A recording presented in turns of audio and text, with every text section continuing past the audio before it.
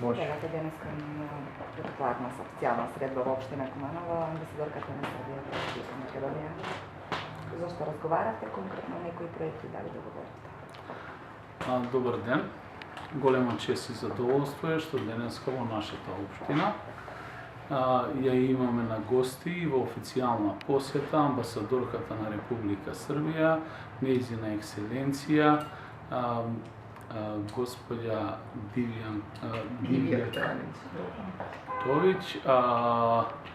Особено задоволство за мене, ова е прва официјална ваква посета од амбасадата.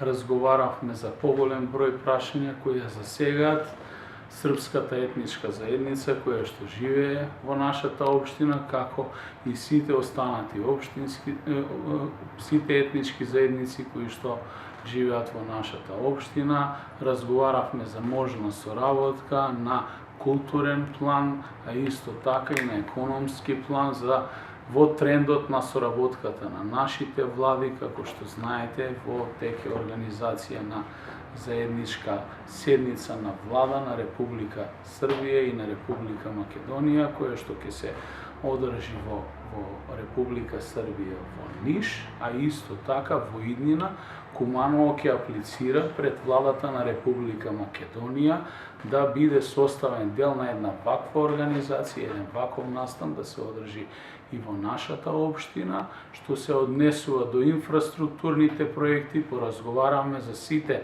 наши планови, каде што општина Куманово има намера во следниот период да реализира поголем број на инфраструктурни проекти на територија на наша општина, каде што првенствено или претежно живеат граѓани од српската етничка заедница, како што е селото Тромеѓа, а исто така не ги изоставивме и селата Речица, Уминдол, Ново село, Љубодрак и останатите делови на градот.